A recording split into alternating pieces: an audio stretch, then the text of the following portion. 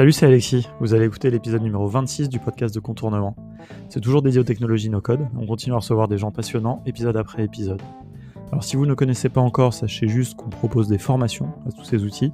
Alors n'hésitez pas à aller les voir si ces technologies vous inspirent des choses. Aujourd'hui, on va parler de Typeform, que vous connaissez déjà sûrement, mais pas autant que mon invité, ça je peux vous le garantir. En effet, Nicolas Grenier est évangéliste chez eux, et je peux vous dire que j'ai appris un paquet de trucs sur Typeform alors que je pensais pas trop mal connaître l'outil. Plus que jamais, je pense que c'est vraiment quelque chose d'indispensable dans l'arsenal de tous nos codeurs qui se respectent, parce que mine de rien, on est amené hyper souvent à faire des formulaires, plein de contextes différents dans nos projets. On a passé un très bon moment avec Nicolas, qui m'a partagé plein de super histoires sur la société Typeform, leur vision et puis ce que font les usagers de Typeform, puis aussi des choses plus personnelles sur son parcours et ses side projects. Bref, un épisode bien complet comme on les aime, avec lequel je vous laisse tout de suite.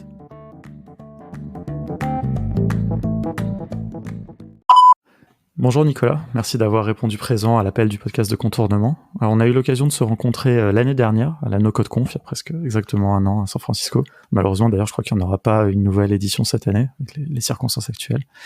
Donc nous on était là-bas, on pensait qu'on était les seuls Français, puis tu nous as envoyé un petit message sur Twitter pour nous dire que toi aussi tu étais Français, alors que sauf que toi tu habites à San Francisco, et tu travailles chez un éditeur que nos auditeurs connaissent déjà sûrement bien, qui est Typeform. Voilà, donc tu vas nous expliquer ce que tu fais là-bas.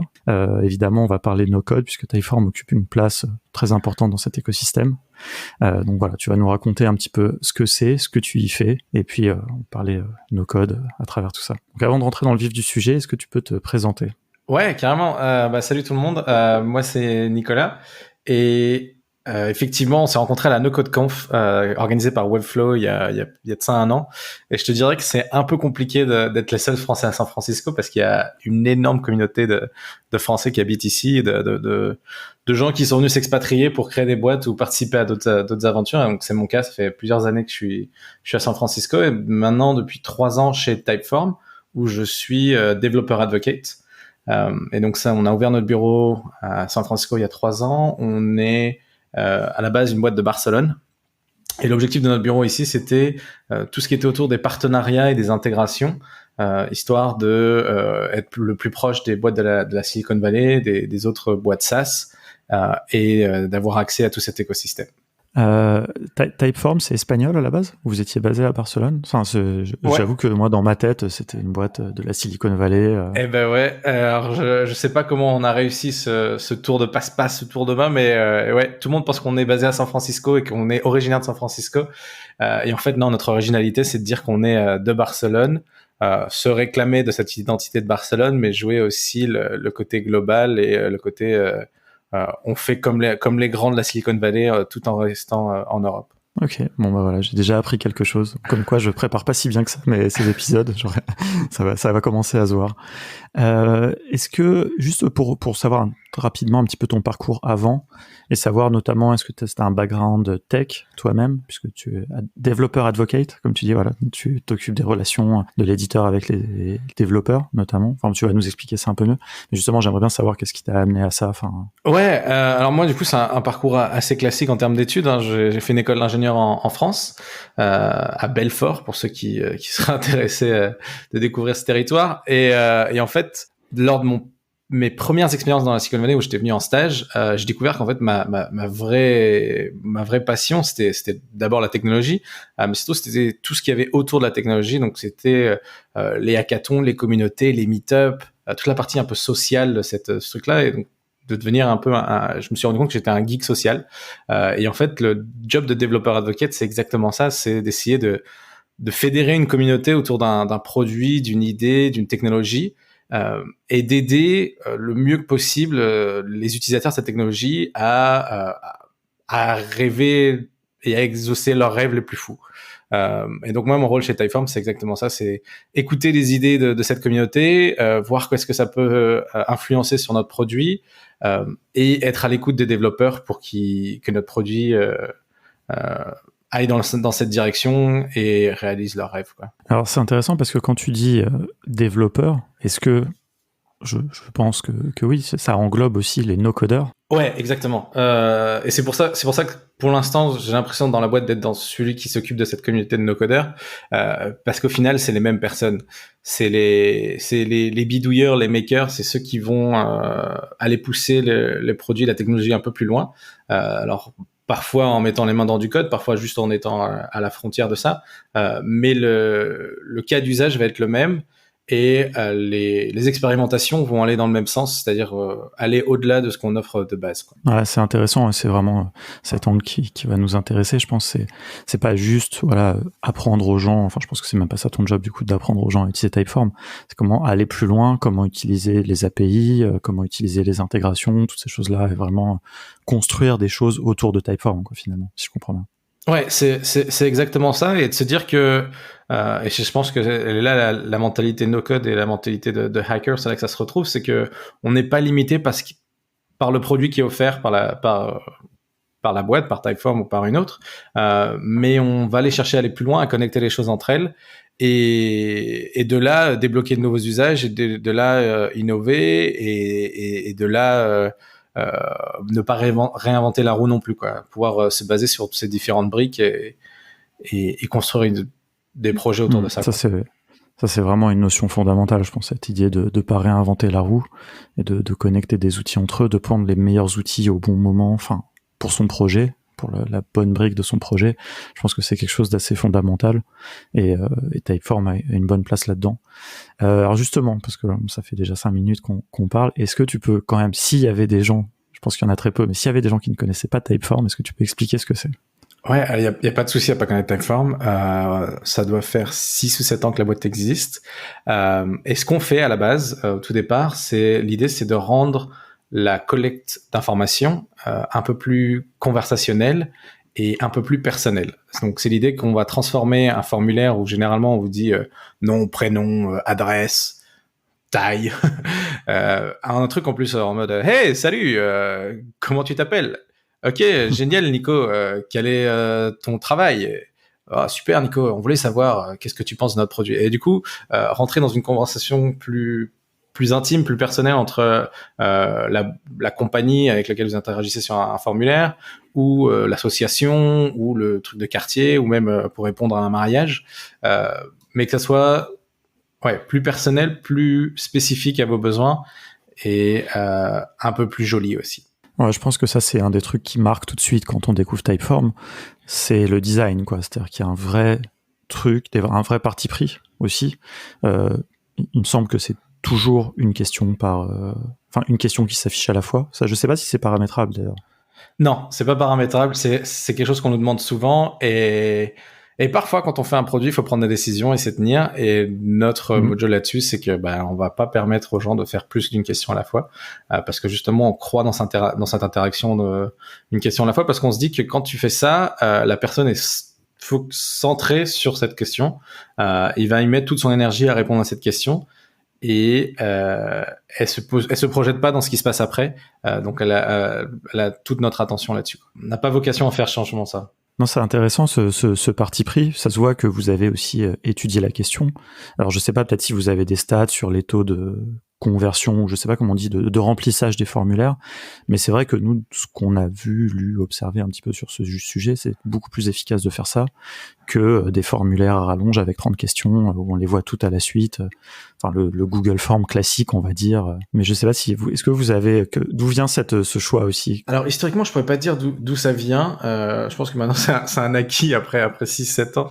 Ce qui est sûr, c'est que on essaye de faire en sorte que l'utilisateur sache où est-ce qu'il en est dans son formulaire. C'est toujours embêtant de commencer quelque chose et de pas savoir si t'en as pour 5 minutes ou si t'en as pour 1 heure. Donc, en bas, et c'est au choix du créateur du form, on peut toujours afficher une barre de progrès pour dire si t'es au début ou à la fin.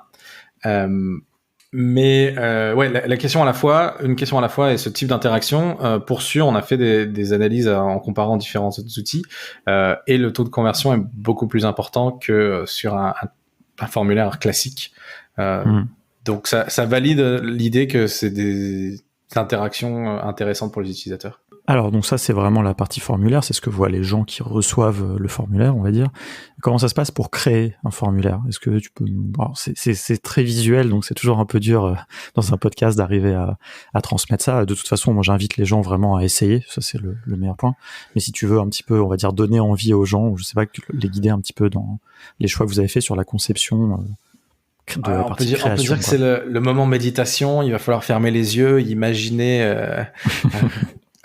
différents espaces, différents trucs. Non, en fait, c'est quelque chose. La création du form, on s'est dit que c'était quelque chose d'évolutif et on voulait faire quelque chose où c'était en glisser-déposer ou aussi une question à la fois aussi dans la même chose. Donc on va avoir une interface de présentation du form, de preview du form, et à la gauche vous allez avoir la partie création, donc changement de la question, ajouter si une question est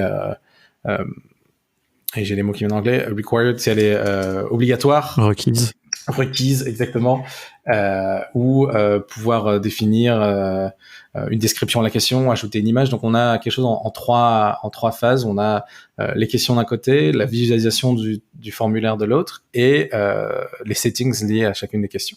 Les paramétrages petit peu propres à chaque question. Ouais, non, c'est intéressant parce que bon, moi, pour avoir utilisé pas mal de fois Typeform, je trouve que c'est hyper ergonomique. C'est un outil qui est à la fois très riche, et on va discuter un petit peu justement des fonctionnalités un peu plus avancées, très complexe, enfin, tu vois, et en même temps simple à utiliser, quoi. Mais quand je dis complexe, c'est-à-dire en termes de fonctionnalité, ce qu'on peut faire, c'est assez avancé, et donc je trouve que c'est assez... Enfin, il y a un souci d'ergonomie, de design général, et j'ai l'impression que c'est vraiment un des points forts aussi de votre équipe, peut-être. Ouais, alors c'est le point fort, mais c'est aussi le point faible parce qu'on n'en est jamais satisfait, on se dit qu'on peut toujours faire mieux. Donc la partie création que tu vois du Typeform est sympa, est correcte, mais il y a certainement des choses qu'on peut améliorer, et notamment pour des gens qui découvrent Typeform, parce que en fait on se rend compte qu'il y a des gens qui découvrent Typeform et ils ont pas tout de suite l'idée de comment ça va marcher, alors qu'il y a des gens qui ont grandi avec Typeform, entre guillemets, qui ont suivi les différentes versions, et pour eux, ils s'y retrouvent, ils voient les choses, ils ont certains automatismes. Et donc, en fait, à force d'utiliser l'outil, on a tendance à oublier le parcours du débutant, de la personne qui découvre. Ouais. Et donc, on va essayer de changer peut-être ce genre de choses pour que ça soit plus accessible aux novices. Ouais, bon, de toute façon, c'est quelque chose qu'on peut toujours améliorer. Mais c'est vrai moi aussi, j'ai du mal à voir maintenant avoir cet œil vraiment du débutant. Mais nous, donc, dans nos formations, quand on recommande régulièrement Typeform, et j'ai rarement eu des gens qui nous ont posé beaucoup de questions, tu vois, sur la prise en main et des choses comme ça, quoi. Bah, l'idée, c'est qu'on a fait quelque chose que tu puisses apprendre toi-même. C'est-à-dire que si tu as aussi des questions, il y a un endroit d'aide où il y a plein de tutoriels sur comment faire une fonctionnalité en particulier, comment utiliser, suivre l'exemple de quelqu'un d'autre qui a fait un cas que tu aimerais faire. Par exemple, tu fais une invitation à ton mariage, tu aimerais que les gens qui soient invités, ils reçoivent un email juste après. Comment tu fais ça, quoi? Et donc on reprend des cas de certains utilisateurs qui ont écrit des tutoriels, et on s'inspire de ces cas réels pour expliquer comment faire ça. Ok, ça c'est disponible dans l'aide de Typeform, ou c'est justement, ça c'est une question que j'avais, c'est un peu c'est quoi les bonnes ressources pour se former, prendre en main l'outil? Alors l'aide de Typeform, je pense que c'est le meilleur endroit, c'est l'endroit qui est le plus à jour, et c'est l'endroit officiel entre guillemets où est-ce qu'on peut trouver comment bien utiliser Typeform. Ensuite, il y a une communauté de fous qui a écrit plein de tutoriels sur leur cas précis, sur comment ils ont réussi à faire ce genre de trucs. Et on a un blog aussi. On a un blog où on explique ce genre d'histoire quand on entend parler d'une bonne histoire. D'accord. Et ce blog-là, je dirais que c'est plus un blog inspirationnel qu'un blog de voilà, on a lancé une nouvelle version de notre produit, où tout ça. C'est plus en mode voilà les histoires des gens qui utilisent Typeform, et voilà ce qu'ils ont fait avec. Retrouvez leur forme et testez-le, et vous verrez comment ça marche, quoi. Alors justement, est-ce que tu peux nous donner un petit peu des cas d'usage un peu sympas, peut-être à commencer par vous-même, parce que vous utilisez aussi vous-même beaucoup Typeform? Ouais, alors l'avantage de Typeform, c'est que c'est vraiment un outil horizontal, donc ça peut s'utiliser de plein de manières différentes. Depuis tout à l'heure, je parle de faire des trucs pour les listes de mariage, parce qu'il y a beaucoup de gens qui nous utilisent pour ça, mais bon, c'est pas avec ça qu'on gagne le plus d'argent. Non, l'outil, il peut être utilisé de plein de manières différentes. Chez nous, chez Typeform, on l'utilise au moins pour nous-mêmes avant le confinement. On l'utilisait par exemple pour notre cantine. Donc on a une cantine à Barcelone pour l'équipe de Barcelone où on a 3 options de menu tous les jours. C'est assez impressionnant. Un produit omnivore, un produit vegan et un produit végétarien. Et donc en fait, une fois par semaine, on t'envoie un Typeform dans le Slack de la boîte et on dit, bah voilà, choisis ton menu pour la semaine prochaine. Comme ça, ils savent exactement les quantités qu'ils doivent préparer. Et à la fin, notre office manager, qui s'occupe de la relation avec la boîte de catering, a toutes ces informations-là en disant, bah voilà, lundi, il y a tant de personnes qui viendront et qui auront besoin d'un menu végétarien. Mardi, en fait, vu qu'il y a une moitié de l'équipe qui est pas là, il y aura moins de gens, tout ça. Donc, ça, c'est un cas, comment on l'utilise en interne. Évidemment, on l'utilise aussi souvent sur des feedbacks entre équipes ou sur des produits qui sont en train d'être lancés par certaines équipes, ou même des feedbacks de meetings, de réunions qu'on a eues en disant voilà, je vous ai présenté un nouveau projet, n'hésitez pas à laisser un ou deux messages dans la suite. On l'utilise pour présenter les nouveaux arrivants. Donc on a des nouveaux employés qui viennent et avec ça en fait on l'utilise aussi en conjointement avec notre autre produit qui s'appelle VideoAsk. Donc on aura peut-être l'occasion d'en parler, mais les nouveaux arrivants se présentent, enregistrent une vidéo et ensuite on présente cette vidéo dans un Typeform et en fait toutes les semaines on a le Typeform des nouveaux arrivants et on peut rencontrer en asynchrone ces nouveaux arrivants. Beaucoup d'équipes l'utilisent aussi pour des tickets, donc pas mal d'équipes, l'équipe IT, l'équipe DevOps, tout ça, ils l'utilisent pour faire du ticket. C'est-à-dire que on remplit un Typeform en disant voilà, ça c'est mon problème, c'est un problème qui a besoin d'être réglé maintenant, c'est un problème qui a besoin d'être réglé, qui peut attendre. Et ensuite, ce ticket, il va dans un système de tickets. Donc, est-ce que c'est Jira, est-ce que c'est Zendesk, est-ce que c'est autre chose? Ça dépend de chacune des équipes. Mais comme ça permet de garder une trace. Et donc, c'est assez simple au final. Donc, quand une équipe a besoin de quelque chose, ils ont juste à remplir un ticket à travers un Typeform. Ouais, ce qui est intéressant, c'est que ça va proposer une interface qui va être vachement plus agréable à utiliser que, à mon avis, le formulaire par défaut de Zendesk ou de Jira, qui je suppose en ont aussi. Mais on peut du coup faire quelque chose de plus sympa et ensuite déverser. Enfin, je vais prendre l'exemple plutôt d'Airtable parce que comme je connais pas bien Zendesk et Jira, mais les formulaires d'Airtable sont hyper basiques. Ils peuvent faire l'affaire dans certains cas, mais très franchement, souvent c'est vachement plus intéressant pour les soucis qu'on disait au début de remplissage, etc., d'utiliser Typeform et ensuite déverser ces informations dans Airtable, quoi. Exactement. Et alors le truc qui est intéressant pour nous, par exemple, c'est sur cette histoire de l'équipe IT qui utilise ça pour leurs tickets. Dans l'imaginaire commun, il y a plein de soucis qui sont liés aux produits qu'on utilise, des accès dont on a besoin de demander. On se dit par défaut, c'est l'équipe IT qui va gérer ça. Et en fait, dans leur formulaire, ils ont fait une liste d'options. Ils disent vous avez besoin d'avoir accès à GitHub, vous avez besoin d'avoir accès à Looker ou à d'autres outils comme ça. Et en fait, il se trouve que c'est pas eux qui managent ces accès-là pour diverses raisons. Et donc, grâce au Typeform, c'est l'opportunité pour eux de se dire ça en fait, c'est pas nous. Ça sert à rien de remplir un ticket. Voilà la documentation sur comment faire. Donc, on peut arrêter le process et éviter de se faire inonder de messages inutiles parce que dans le Typeform, on a pu faire une logique qui aura pu dire en fait, ça c'est pas nous. Il y a une autre solution. Ça, je vois un avantage aussi là-dedans. Ouais, ça je voudrais bien qu'on revienne après sur justement sur ces fonctionnalités un peu plus avancées, notamment la logique là que tu évoquais. Ouais. Mais juste avant qu'on passe à ça, je suis curieux de savoir est-ce qu'il y a des usages, tu vois, un peu, je sais pas, auxquels vous vous attendiez pas, quoi. Tu vois, des gens qui ont utilisé Typeform pour faire quelque chose auquel vous vous attendiez pas du tout. Il y a des gens qui font plein de trucs avec Typeform. Le truc qui est intéressant, ce que je disais, c'est les histoires de ce que les gens font avec. Et là, dernièrement, avec du coup la crise du Covid, on a des histoires pour moi qui sont très inspirantes et qui m'ont permis, je pense, de me reconnecter avec mon job chez Typeform. Il y en a une qui est proche pour voir si les auditeurs sont en France. Il y a une histoire qui est proche de chez nous. À Chamonix, dans la vallée de Chamonix, il y a une famille de primeurs qui étaient sur les marchés. Donc ça fait des années qu'ils sont sur les marchés. Et du fait du Covid, les marchés ont dû fermer.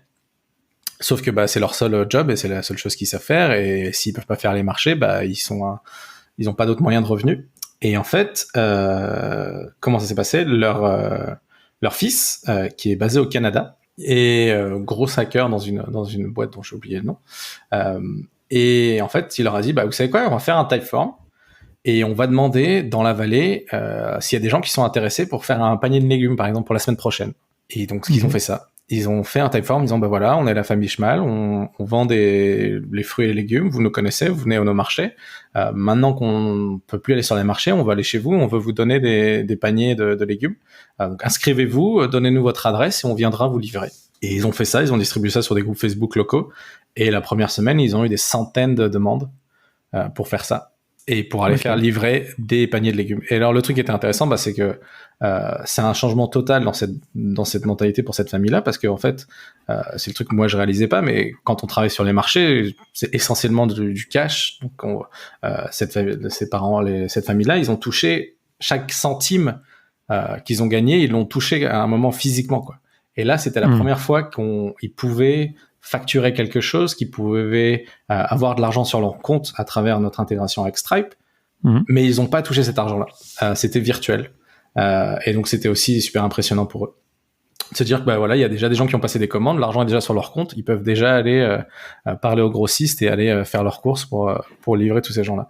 Ouais, non, je trouve que le fait que vous ayez une intégration avec Stripe, donc la possibilité, pour expliquer, de mettre un bouton de paiement à la fin du formulaire, je trouve que ça fait qu'on peut quasiment faire du e-commerce avec Typeform.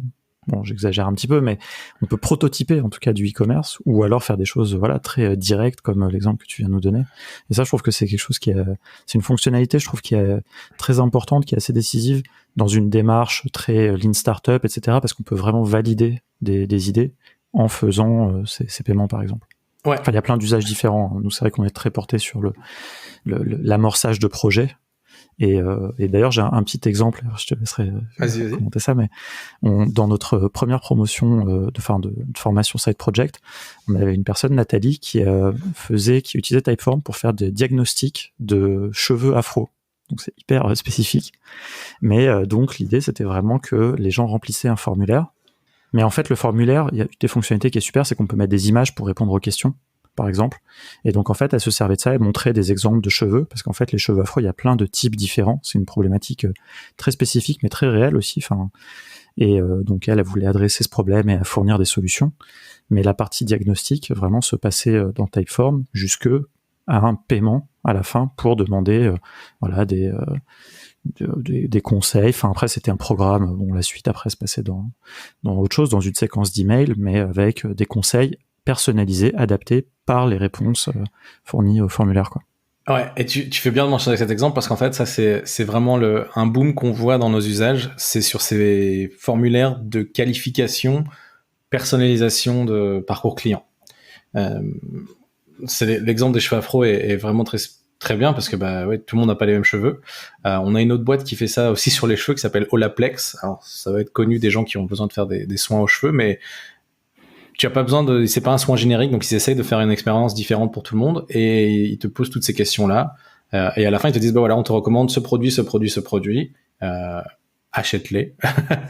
Et on a vu ça sur du cheveu, sur de la crème, notre premier exemple qu'on a vu, c'était une marque qui vendait des rasoirs qui faisait ça. On a vu ça sur du jeu récemment aussi, sur des gens qui faisaient du jeu à domicile, donc un peu comme des escape rooms. Ils envoyaient une boîte de jeu et en fait, pour être sûr que ils t'envoient la bonne expérience, ils te demandent d'abord quel profil de joueur tu es, combien il y a de gens chez toi, s'il y a des enfants, tout ça. Et donc, ils s'occupent d'envoyer exactement ce qui correspond à ton profil. Et c'est un cas qu'on voit de plus en plus. Ouais, non, c'est intéressant, cette qualification. Et d'ailleurs, ça va jusque... vous avez une fonctionnalité de scoring. Je sais même pas comment traduire ça en français. Où on peut, suivant des paramètres, donner des points suivant les réponses, etc. Et donc calculer des notes. Et ça, c'est par exemple très utilisé dans la prospection, ou par les gros hackers, ou par les sales, pour faire remplir comme ça justement une espèce de pré-diagnostic, d'une situation, quelque chose, et ensuite voir l'intérêt du prospect par rapport à la boîte ou des choses comme ça. Ça, je trouve ça aussi hyper intéressant. Ça, c'est des usages plus avancés, parce que quand on parle de formulaire, je pense qu'on n'a pas en tête toutes ces choses-là. Je pense que les gens associent beaucoup, peut-être je présume, mais associent, tu vois, l'image un peu du Google Form, où en fait tu fais des espèces de sondages, et puis tout ça se déverse dans des Google Sheets, et puis t'as des camemberts, quoi. Ça, c'est un peu le truc du formulaire, alors qu'en fait, avec ce que vous proposez, on peut aller carrément plus loin, quoi. Ouais, alors un bon exemple sur cette idée de scoring, c'était pour ceux qui sont dans le monde des startups, vous avez peut-être entendu parler de Superhuman. Superhuman qui est un client mail avancé, super pratique, qui permet de gagner en productivité. J'ai jamais essayé. Bon, c'est un peu cher, ça doit être $30 par mois, il me semble. Mais l'idée, c'est que voilà, si on est PDG, faut avoir un Mac aussi. Oui, alors faut avoir un Mac. Voilà. Mais voilà, justement, on en vient. C'est donc l'idée que si on est très occupé, on a plein d'emails à gérer, bah eux ils nous aident à gérer tous ces emails-là. Et en fait, pour être sûr, donc ils sont très spécifiques dans leur outil, mais pour être sûr de parler seulement aux personnes qui sont intéressées sur ce produit-là, ils ont fait un typeform. Et ce typeform en fait est très discriminant sur le profil de l'utilisateur. Et donc effectivement, si on n'a pas un Mac, bah tout de suite on perd beaucoup de points. Si on n'a pas un iPhone, on perd encore plein d'autres points. Et donc à la fin, ils nous disent, bah non, en fait, vous n'êtes pas vraiment un match pour nous. Pas pour maintenant, en tout cas. Donc comme ça, ils se focus seulement sur les personnes dont ils sont sûrs qu'ils auront la meilleure expérience. Et parce qu'ils s'étaient rendus compte qu'ils perdaient un temps fou à expliquer à des gens, non, mais on n'a pas de version Android maintenant. Et donc c'est important quand on commence une boîte, c'est de pouvoir se focuser sur les utilisateurs qui auront la meilleure expérience. Et donc c'est un parti pris qu'ils ont fait, et grâce à ce typeform-là, ça leur permet de filtrer ces utilisateurs et de trouver les bons utilisateurs et d'avoir un taux de conversion beaucoup plus élevé quand ils onboardent leurs nouveaux utilisateurs. Ça leur permet aussi de garder la trace quand même de ces gens qui étaient intéressés, même s'ils correspondent pas aux critères actuels, mais ils peuvent les garder dans un coin, ils ont toujours les différentes réponses, et puis plus tard, comme tu dis, si la version Android sort, et ben ils peuvent recontacter tous les gens qui ont répondu Android, par exemple. Exactement. Donc c'est pas perdu, c'est juste que ça correspond pas à ce qu'ils cherchent en ce moment. Et alors du coup, il y a une autre fonctionnalité, comme ça un peu dans cette continuité des choses assez avancées qu'on peut faire avec Typeform, qui est la logique que tu as très, très brièvement évoquée tout à l'heure. Je sais pas si tu veux nous en dire un petit peu plus comment ça fonctionne et qu'est-ce que ça permet de faire. Peut-être si tu as par un exemple même. Ouais, la logique en fait, c'est l'idée que encore une fois, on va essayer de faire une expérience du consommateur la plus personnalisée possible. Et donc c'est l'idée que on n'aura pas tous le même formulaire, on va pas tous répondre aux mêmes questions, et on veut poser les questions qui sont les plus relevant, les plus pertinentes, exactement, c'est le mot exact, merci. Les plus pertinentes. Et donc par exemple, on imagine un formulaire qui servirait par exemple à postuler un job, et on pourrait utiliser le même formulaire pour tous les jobs. Sauf qu'il va y avoir à un moment une question qui va s'adresser par exemple aux développeurs, et la question sur quel est votre langage de programmation favori, ça marche bien pour les développeurs, mais c'est pas intéressant pour quelqu'un qui va postuler pour un job de designer par exemple, ou d'office manager. Donc l'idée c'est qu'on puisse poser une question avant en disant bah voilà, quel est le job auquel vous voulez postuler, et en fonction de cette réponse là on va pouvoir afficher une autre question qui viendra en complément mais qui sera spécifique à ce type d'utilisateur. Donc si quelqu'un dit bah voilà je suis développeur, on va mettre une logique en disant bah s'il a répondu développeur, alors pose-lui la question sur les les langages de programmation. S'il dit qu'il est designer, pose-lui la question sur son outil de design préféré, ce genre de choses. Et donc ainsi on a vraiment des questions personnalisées, pertinentes pour chacun des utilisateurs, et aussi on fait en sorte que l'expérience soit la plus courte possible, parce que comme ça on rajoute pas de questions superflues. Et j'ai vu en fait tout à l'heure, c'est quelque chose que j'avais pas encore vu, c'est que maintenant il y a une interface visuelle pour faire, alors c'est parce que j'ai cru comprendre que c'était récent, pour justement bien voir l'enchaînement de ces questions. Ça fait un petit moment, je pense qu'on a sorti, ça fait au moins un an.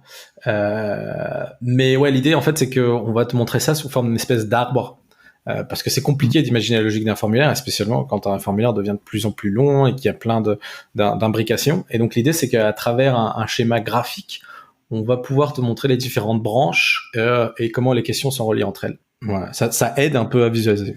Ouais, c'est hyper intéressant parce qu'en plus, c'est un peu, on retombe un peu justement dans le paradigme de la programmation visuelle, quoi. Et je trouve ça sympa. Il y a ce côté un peu, on peut faire même un peu des aventures dont vous êtes le héros, des choses comme ça. Enfin, on peut imaginer plein de choses hyper créatives aussi grâce je trouve cette fonctionnalité, quoi. Ouais, on a des exemples d'aventures dont vous êtes le héros pour raconter des histoires. On a des trucs où quel personnage de Harry Potter êtes-vous? On peut créer exactement ce genre d'expérience grâce à ça. Et alors d'ailleurs, alors du coup, ça nous permet d'aborder très rapidement VideoAsk, qui est je sais pas si c'est une société à part ou si en tout cas un produit à part de Typeform que vous avez sorti récemment, où il y a aussi ça, mais avec la vidéo. Alors ça, j'ai trouvé ça encore plus incroyable et je pense qu'on va pas mal l'utiliser justement dans nos formations et tout pour faire comme ça des successions de vidéos, de questions et tout. Mais voilà, est-ce que tu veux nous en parler rapidement? Ouais, alors VideoAsk, c'est une équipe au sein de Typeform et c'est une équipe qui grossit. Ils ont commencé, ils étaient 2, 3, notamment avec le cofondateur de Typeform, David Okuniev. Et ça, c'est son nouveau projet sur lequel il est à fond. Ça va faire 1 an qu'ils ont commencé. Et là, maintenant, je crois que l'équipe est plus d'une dizaine, douzaine. Et l'idée, c'est que les formulaires, c'est génial. Mais il y a certaines interactions qui ont besoin d'être un peu plus personnelles encore. Et ils se disent que la meilleure interface, en fait, c'est votre face, et donc c'est votre tête en français. Et ça peut être bien. Donc à la place d'avoir un chat intercom un peu impersonnel qui est sur un site qui traîne comme ça, et ben vous pouvez mettre votre tête et dire salut, moi je suis Nico, je suis cofondateur de cette boîte SF Cheese Party, mon truc de livraison de fromage. Vas-y, est-ce que tu as une question? N'hésite pas, contacte-nous, quoi. Et l'idée, c'est que de l'autre côté, le consommateur, l'utilisateur, va pouvoir répondre lui aussi à travers une vidéo, à travers un document audio, et aussi donc rendre cette conversation beaucoup plus personnelle. Et cette conversation peut aller au-delà du simple formulaire, répondre en une fois. On peut continuer la conversation ensuite. Et là, ils rajoutent des fonctionnalités.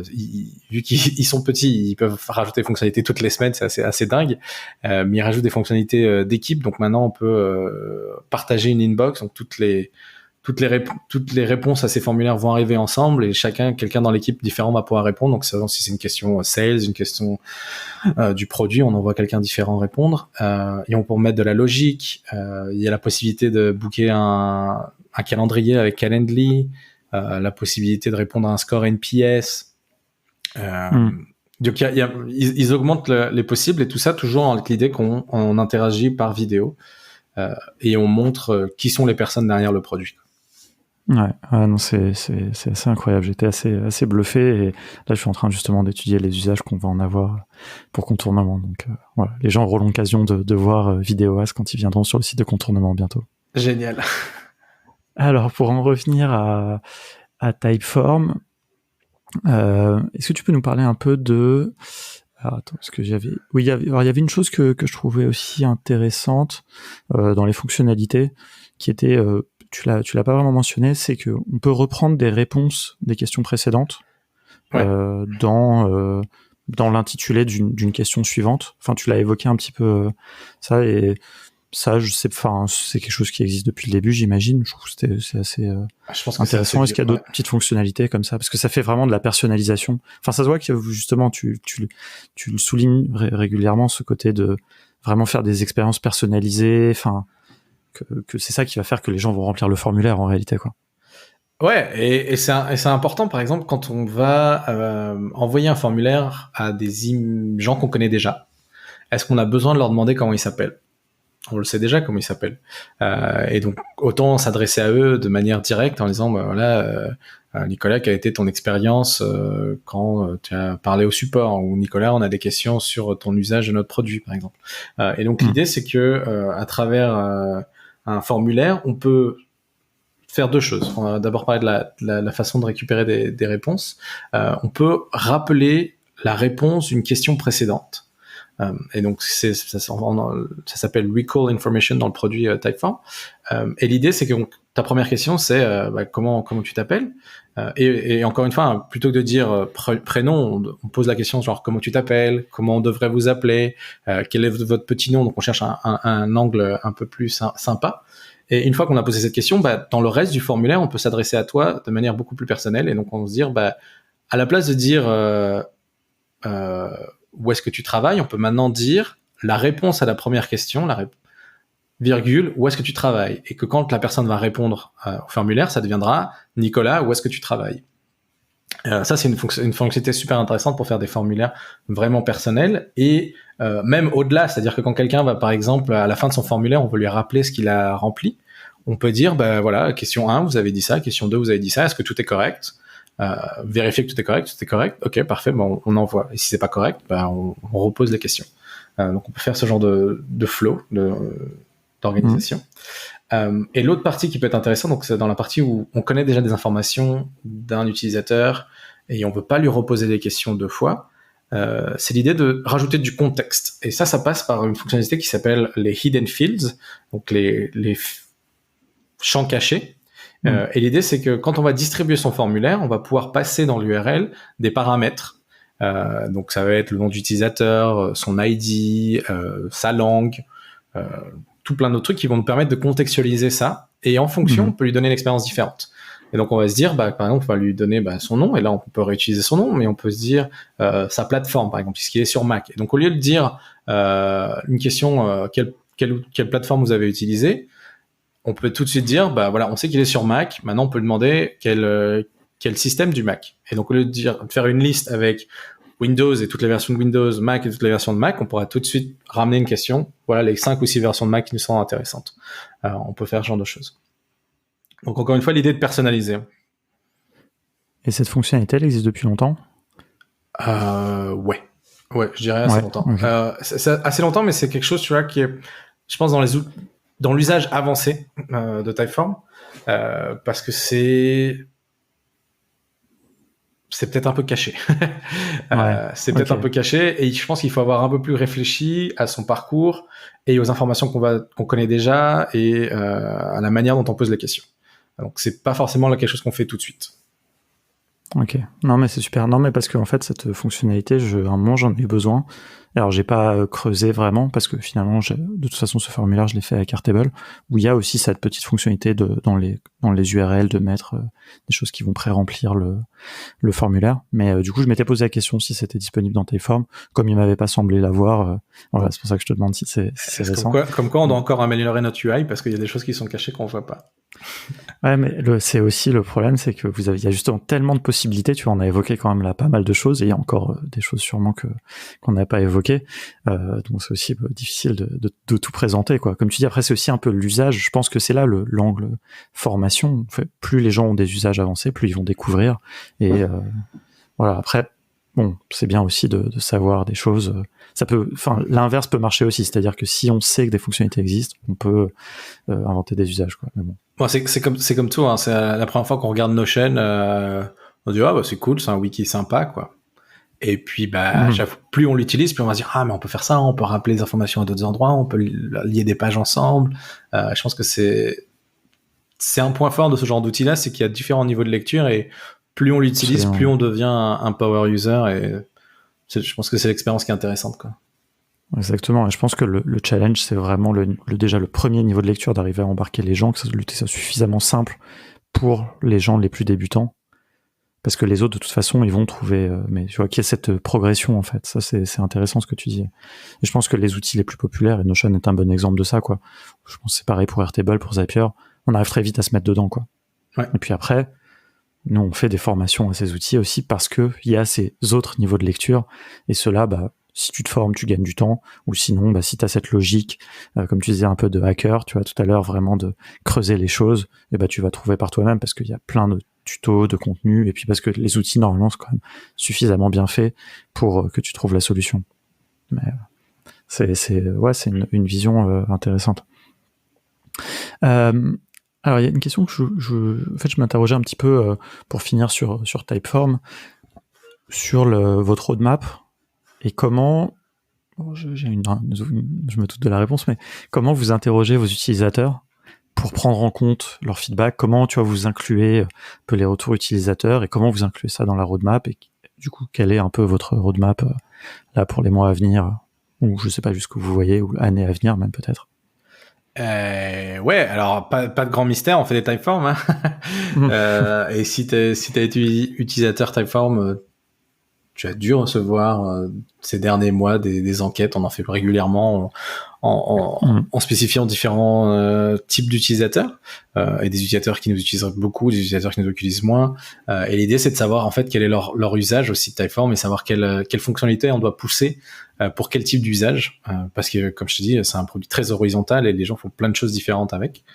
Il y a plein de thèmes différents sur ce qui approche. Je sais pas combien je peux en dire, mais il y a des trucs qui devraient sortir prochainement qui seraient très intéressants sur l'expérience de création du formulaire. Et il y a un point intéressant, je pense, sur lequel on est en train de travailler et sur lequel l'équipe est à fond, c'est sur l'accessibilité. Donc nos formes pour l'instant sont pas les plus accessibles en termes de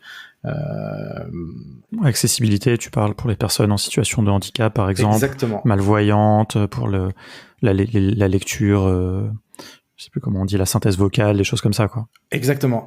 Donc c'est des choses qu'on nous reproche souvent et on est à l'écoute de ça. C'est quelque chose qui a été peut-être négligé dans les premières années, mais là il y a des équipes qui sont à fond dessus. C'est un thème dans chacun des nouvelles fonctionnalités qui sortent. Et je sais qu'on nous attend là-dessus. Donc c'est important que si quand j'ai l'occasion de le dire, j'essaie de le dire. C'est quelque chose qui avance petit à petit. Donc on release des trucs sans faire de grandes annonces. Mais on avance sur ces projets-là et c'est important parce que plein de gens qui utilisent des Typeform les utilisent jusqu'au moment où ils se rendent compte que y a un de leurs utilisateurs qui ne veut plus l'utiliser. Donc c'est problématique.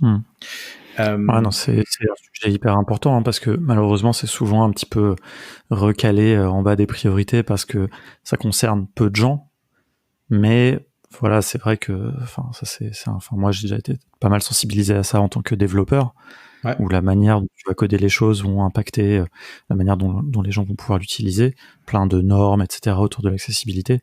Et c'est vrai que dans les outils no-code, tu vois, on voit par exemple Webflow, ils sont aussi très porté sur le sujet, mais très franchement, je suis pas convaincu que tu puisses utiliser l'éditeur Webflow si t'es malvoyant, quoi.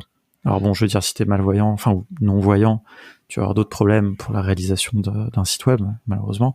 Mais on voit qu'ils essayent de faire des choses. Je dis malvoyant, c'est seulement un des exemples de handicap. Enfin, il y a plein de choses différentes qui peuvent impacter la manière dont tu vas utiliser un site web. Ouais. Mais c'est un vrai sujet, donc c'est cool de voir que vous essayez de vous en occuper, quoi. Ouais, c'est une des priorités pour sûr, parce qu'on peut pas dire qu'on fait des formes pour tout le monde si on laisse des gens de côté. Et puis dans les autres projets dans la roadmap, moi ce qui m'intéresse c'est tout ce qui est autour de la plateforme et donc de ce qui est possible de faire pour les développeurs. Et il y a des choses qui devraient arriver au courant de l'année prochaine à ce sujet-là et qui sont très excitantes parce que on va pouvoir faire plein d'autres choses différentes pour les développeurs et on va pouvoir il y aura des nouvelles API, des nouveaux manière d'interagir avec les Typeform et donc j'ai hâte de pouvoir montrer tout. Est-ce que bon justement c'est le sujet sur lequel je voulais venir après, un petit peu tout cet écosystème, la place de Typeform dans l'écosystème. Justement on va passer à ça, je poserai ma question après si j'oublie pas. Alors justement, est-ce que tu peux nous dire un petit peu comment aujourd'hui, et puis après peut-être on reviendra un petit peu sur ce que tu laisses entendre pour la suite, mais aujourd'hui comment Typeform s'intègre dans cet écosystème? Ouais, alors je pense qu'on était, je dirais pas un pionnier, mais on est quand même, l'histoire du no-code, on en fait partie depuis le départ, hein, que ça soit avec Levels.io et l'idée de Nomadlist qui était à la base tout fait sur Typeform, et c'était au tout début, et ça grâce à une intégration Zapier. Donc on a cette intégration Zapier depuis très longtemps. On a à travers ça, donc on se connecte à plein d'autres choses et on est en train de développer, vous pouvez le voir, plein d'intégrations natives qui nous permettent d'envoyer des choses sur Mailchimp, qui nous permettent d'envoyer des choses sur Google Spreadsheet, sur Airtable, sur Intercom, et en fait nous, c'est des choses qu'on fait. On a certaines applications qui sont faites en interne, mais on a aussi plein d'autres partenaires à travers les API qui font aussi des intégrations. Donc, on a une intégration ActiveCampaign, par exemple, qui a été faite par ActiveCampaign. On a des intégrations avec plein d'autres boîtes aussi qui arrivent. Et pour beaucoup de ces intégrations-là, en fait, c'est dans un cas de ce qu'on pourrait qualifier de data out, c'est-à-dire que les données ont été collectées chez Typeform, maintenant elles ont besoin d'aller vivre ailleurs. Donc, elles ont besoin d'aller dans une liste d'emails sur Mailchimp ou sur ActiveCampaign. Elles ont besoin de devenir des lignes dans un tableau Airtable, ce genre de choses. Mais ce qu'on aimerait, il y a plein d'autres nouvelles intégrations qui vont arriver qui sont un peu différentes. Par exemple, on est en bêta sur une intégration avec Monday.com, et on a quelque chose de similaire chez Airtable, où en fait, on va se dire que tes données sont déjà organisées, tu sais déjà comment tu veux les collecter, et tu as déjà fait l'effort de faire des tables et d'organiser des colonnes sur ces plateformes-là, et bien on va te générer le typeform correspondant. Comme ça, tu gagnes du temps dans ta création du typeform. On a déjà tout qui est déjà préorganisé pour toi. Donc on va arriver plus sur des intégrations comme ça qui vont moins sur les données qui vont bouger de l'un à l'autre, mais plus sur de la création de formulaires, de la modification de formulaires via d'autres applications. Ouais, effectivement, moi, pour avoir déjà testé ce que tu évoquais dans Airtable, donc c'est un bloc. Enfin, d'ailleurs, il ne faut pas dire bloc parce que s'ils viennent de renommer, maintenant, ça s'appelle des apps. Donc, il y a une app Typeform dans Airtable qui permet de générer des formulaires sur la base de la table, donc du schéma qu'on a. Et puis ensuite, on peut personnaliser, quoi. Mais, exactement. Et si vous avez des requêtes là-dessus, n'hésitez pas à me les envoyer parce que c'est moi qui ai fait ça. Et du coup, je serais très, très curieux d'avoir vos commentaires. D'accord, je pense qu'il y aura des gens qui doivent l'utiliser. Moi, j'avoue que je l'ai juste testé, mais c'est peut-être même quelque chose qu'on devrait mettre dans notre formation Airtable. Donc, on pourra s'en reparler à la limite. Ouais. Mais donc, ouais, moi, j'étais vraiment impressionné parce que, bon, finalement, avec Zapier, déjà, on peut quasiment tout faire, quoi. C'est-à-dire que, par exemple, on pourrait déverser des informations des résultats de formulaire dans Airtable via Zapier, mais vous avez une intégration directe. Et j'étais impressionné parce qu'en fait, je suis retourné voir tout à l'heure, c'est un moment que je n'étais pas allé voir, et la liste s'allonge très régulièrement, quoi, j'ai l'impression. Ouais, et alors la liste s'allonge pour deux raisons. Une des premières raisons, c'est que maintenant on a une équipe dédiée à ça. Donc leur job, c'est de cracher des intégrations, et donc il y en a plusieurs dans la roadmap qui arrive pour ce semestre-ci et puis d'ici la fin de l'année. Et du coup, si vous avez des intégrations que vous aimeriez voir, n'hésitez pas à nous en faire part, parce que c'est ça qu'on écoute aussi. Et d'autre part, parce que on a un écosystème ouvert, c'est-à-dire que si jamais vous êtes en train de faire un produit et vous dites ce serait pas mal de pouvoir connecter avec Typeform, on a toutes les API qui permettent de faire ça. Et donc on a pas mal de partenaires qui viennent nous voir en disant moi j'ai fait mon intégration, elle est déjà disponible et les utilisateurs peuvent l'utiliser. Donc c'est le cas par exemple d'ActiveCampaign qui, grâce à nos API, ont pu développer une application Typeform assez facilement. Mais une application qui vit chez eux. Qui vit chez eux, c'est-à-dire que ça commence chez eux. C'est connecter un Typeform à sa liste de contacts.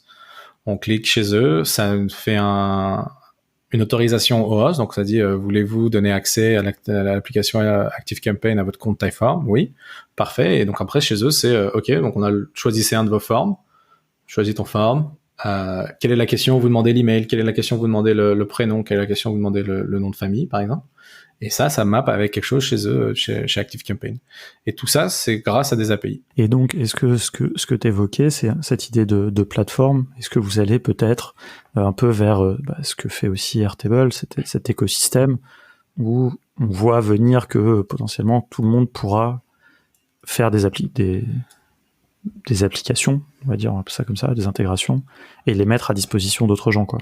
Et pourquoi pas après le next level, les faire payer, je sais pas, ça c'est encore autre chose, quoi. Ça c'est mon rêve de développeur quand je vois que moi du coup j'ai fait l'intégration Airtable, j'ai fait l'intégration chez Intercom, j'ai fait une intégration chez Canva, et en fait tous ces partenaires là, ou même chez Slack, ils ont ouvert des surfaces où les développeurs peuvent avoir leurs applications dans le produit principal.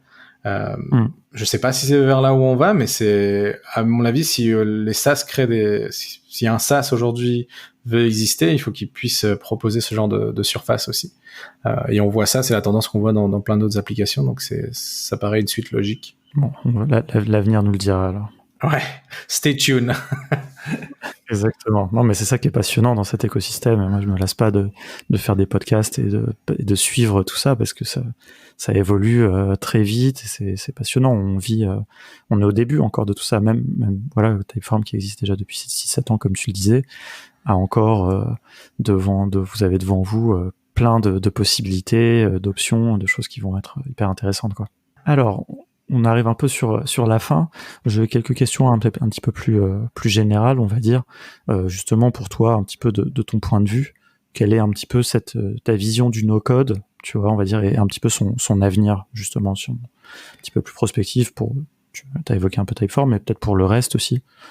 Ouais, moi, le truc qui m'excite beaucoup, hein, je suis développeur à la base, hein, c'est l'idée que on peut ramener beaucoup plus de gens dans ce monde-là. On peut leur montrer qu'il y a des choses possibles et mettre un pied à l'étrier beaucoup plus facilement. Donc je pense que c'est la partie très encourageante, c'est-à-dire que encore cette histoire de cette famille des Alpes en France qui avait pas touché la technologie, qui était un peu réfractaire à l'idée d'arrêter de faire quelque chose en physique, alors que leurs enfants disaient regardez, on pourrait peut-être essayer, et qu'il a fallu une crise pour qu'ils le fassent, et que maintenant en fait ils ont moins peur. Et je pense que c'est un des outils, un des avantages de ce no-code, c'est que on va rendre les choses un peu plus accessibles et ça va faire moins peur. Et du fait que ça fasse moins peur, il y a plus de gens qui vont se lancer. C'est un de mes espoirs là-dedans. Et aussi, le grand espoir, c'est qu'il y a plein de choses qui restent à faire. Hein. Donc, il y a des no-codes de connecteurs. Donc, on a du Zapier, du Parabola, du Integromat, mais maintenant on a du no-code d'applications mobiles, on a du no-code de machine learning, on a du no-code de plein de choses. Et donc il y a encore il y a des espaces à no-codifier, entre guillemets. Ouais, c'est clair. Et puis après, c'est l'interconnexion de tout ça qui donne encore plus. C'est comme une combinatoire de tous les projets qu'on peut faire avec tous ces outils, quoi. Exactement. Et encore une fois, moi, en tant que dev, en fait, si je peux me gagner du temps là-dedans, si je peux gagner en efficacité, si j'ai pas à déployer mes propres serveurs, ça me va très très bien aussi. Et j'ai je me sens pas mal de ne pas avoir à coder des lignes. Je me sens au contraire beaucoup mieux. Ouais, c'est une perspective intéressante. C'est toujours intéressant de parler de no-code avec des gens qui sont développeurs. Je trouve ça toujours intéressant, mais ça dépend après. Il y a deux écoles, quoi, dans les développeurs, mais là, ce que t'évoques. Alors, j'ai une dernière petite question. Deux dernières, en fait. Est-ce que, alors on pose ça à tous les gens qui viennent sur le podcast. Est-ce que si t'avais un side project, on va dire, à faire avec des outils no-code, qu'est-ce que ça serait? Et si t'en as un, quel est-il, quoi? J'ai un side project débile que je vais devoir... C'est les meilleurs. Que je vais devoir arrêter peut-être, je sais pas, que je vais pas vraiment continuer. Il y a 2 ans, 3 ans, en fait, en habitant à San Francisco, je me suis rendu compte que les gens faisaient pas vraiment de soirée raclette. C'est un problème quand même de pas faire de soirée raclette. Et bon, alors la première raison, c'est que les Américains ils connaissent pas vraiment la raclette, donc ça me paraît assez simple. Et bon, il y a une communauté d'expatriés ici ou de gens originaires de France ou de Suisse. Mais du coup, je me suis dit, j'allais me lancer un truc. Un jour, j'ai acheté un nom de domaine et pour une fois, j'ai fait un truc avec ce nom de domaine. Ça s'appelle sfcheeseparty.com et ça existe même en nom de domaine emoji, donc ça veut dire que je suis allé assez loin dans le délire. Donc c'est le pont de nuit, la rondelle de fromage et le tata, et ça .ws si vous voulez vous amuser avec des noms de domaine en emoji. Et donc l'idée c'était de pouvoir réserver sa soirée raclette et qu'on vienne ensuite te livrer ton appareil à raclette et la charcute, les patates et le fromage. Et voilà, donc tout ça a commencé avec juste un Typeform avec une intégration Stripe et ça fait juste ça pour l'instant. Mais si je devais continuer là-dessus, si c'était vraiment un vrai business avec du vrai trafic, pour l'instant il y a juste 2-3 trucs, il y aurait certainement beaucoup plus d'intégration, de la notification sur Slack, une application mobile en utilisant certainement Bravo pour faire un truc vraiment Bravo Studio pour faire un truc vraiment design. Des connexions dans tous les sens pour pouvoir avoir VideoAsk. Moi, j'aimerais bien utiliser VideoAsk pour avoir du feedback. C'est-à-dire qu'à la fin de votre soirée, on vous envoie un VideoAsk, vous enregistrez le message, ou même pendant votre soirée, je pense que ça peut être encore plus sympa. On vous envoie un message et après, on publie ces vidéos sur le site, quoi. Et ça rend le feedback beaucoup plus personnel encore, en disant, voilà, j'ai bien mangé, j'ai bien trop mangé, ça se voit à ma tête, je suis bien content. Voilà. Ça sont les meilleurs témoignages clients pour convaincre d'autres clients, à mon avis. Exactement. Un Yelp en vidéo, quoi. D'ailleurs, ça me fait penser que j'ai oublié de te poser une question très importante que je voulais te poser, qui n'est pas obligée d'être très longue, mais je me demandais si quels outils no-code vous utilisiez vous au sein de l'équipe Typeform. Bonne question. Typeform, Zapier pour sûr. Ensuite, on a, je sais pas si ça rentre dans du no-code, mais on a des trucs d'automatisation du genre envoyer un email si l'utilisateur a fait telle tâche ou telle tâche. Ça s'appelle Iterable, donc ça c'est plus de la marketing automation que du no-code pur. On utilise pas mal Unbounce pour nos landing pages. Ok. Et Notion, mais ça on n'utilise pas Notion en public. Et je suis sûr qu'on utilise plein d'autres trucs. Mais essentiellement Zapier et Typeform. Ok, bon, c'est super intéressant. Écoute, merci pour tout ça. Dernière question, où est-ce qu'on peut te suivre, te contacter? Justement, tu disais tout à l'heure que les gens peuvent te contacter pour s'ils ont par exemple sur les intégrations Airtable. Ouais, je suis souvent sur Twitter. Je suis accessible sur Twitter et sur plein d'autres plateformes. Mon username c'est Picsou. NG, comme Nicolas Grenier, et voilà, me demandez pas pourquoi Picsou, mais ça date d'il y a déjà 20 ans. Pourtant, c'est littéralement la question que j'avais en face de moi, mais bon, du coup, je te la demande pas. J'étais curieux. Je peux te dire que, parce qu'en fait, j'étais bête, hein, j'avais une dizaine d'années, je me rendais pas compte que Picsou c'était pas un gars vraiment sympa au final. Mais quand j'étais sur Caramel, je vais te le dire, quand j'étais sur Caramel, j'ai fait Nicolas @Caramel, ça marchait pas, Nicolas 1, ça marchait pas. Puis j'en ai eu marre, et en fait à l'époque c'était du 56K, donc en fait entre chaque essai, il y avait un temps où il fallait attendre quoi. Et en attendant, je lisais un super Picsou géant. Et voilà, du coup, j'avais Picsou en face de moi, et du coup, j'ai essayé Picsou et mes initiales, et voilà. Ce qui est sûr, c'est que personne me le volera, je pense, parce que c'est tellement débile que voilà. Donc si je vais sur un site et qu'il y a déjà ce username, il y a de bonnes chances que ça soit moi. Et que t'aies oublié que t'avais déjà créé un compte. Exactement. C'est une bonne stratégie. Et puis t'es aussi sur le Slack, du coup, de No Code France. Ouais. Tu t'es inscrit récemment, donc ça c'est top. C'est cool, t'as déjà répondu à plein de questions de gens sur Typeform, donc c'est super. Ouais, des questions sur Typeform ou sur d'autres outils, hein, n'hésitez pas. Et puis moi, je suis là-bas aussi pour découvrir et apprendre des trucs. Mon intérêt du no-code, c'est un intérêt aussi personnel et de voir comment les choses évoluent pour qu'on soit pas à la traîne. C'est aussi ça qui m'intéresse dans un niveau professionnel, c'est d'être sûr qu'on loupe pas le prochain wagon, quoi. Ouais, ce qui est pas évident, hein, ce qui demande une veille constante, mais c'est ça aussi qui est passionnant. Et ben écoute, super. Merci pour tout ça. Alors c'est encore un peu, secret, pas vraiment secret, mais donc là je le dis pour les gens qui auront écouté jusqu'au bout. Mais donc il y a un petit, un très sympa coupon de Typeform pour les membres du Slack. Donc on va annoncer quand l'épisode sortira. Donc ça fait un peu des nœuds dans la tête là, parce que quand on enregistre c'est pas encore public, mais bon, ça le sera. Donc voilà, j'en dis pas plus. C'est pour les gens qui sont sur le Slack. Donc de toute façon, j'invite toujours les gens qui écoutent le podcast à venir sur le Slack pour venir discuter. Et là en plus ils pourront discuter avec toi et avec moi, puisqu'on est tous les deux sur le Slack suite à l'épisode. Donc j'espère qu'il y aura des discussions. Ouais, génial, hâte de voir tout ça. Ouais, moi aussi. Et puis j'espère qu'on sera surpris par ce que des gens vont créer avec Typeform. Ça, c'est vraiment un des trucs que je préfère, c'est les gens qui se servent des outils dans des contextes auxquels on pense pas. Donc j'espère qu'il y en aura en France et dans les no-codeurs du Slack. Merci beaucoup, merci pour ton temps. Et puis je te dis à très bientôt pour des futures discussions. Merci beaucoup pour l'invite, c'était génial. À la prochaine. Salut. Merci, salut.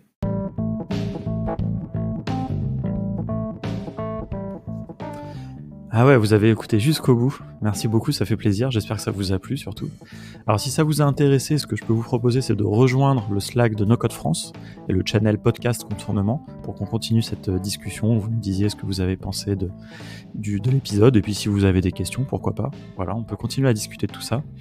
Et si ça vous a donné envie peut-être de maîtriser un petit peu plus ces outils No Code, si c'est pas déjà le cas, hein, peut-être que vous êtes déjà un expert, eh bien, n'hésitez pas à aller voir notre site contournement.io. Vous verrez qu'on propose différentes formations pour que vous deveniez vous aussi un expert, ou au moins que vous puissiez maîtriser ces outils pour lancer vos propres projets.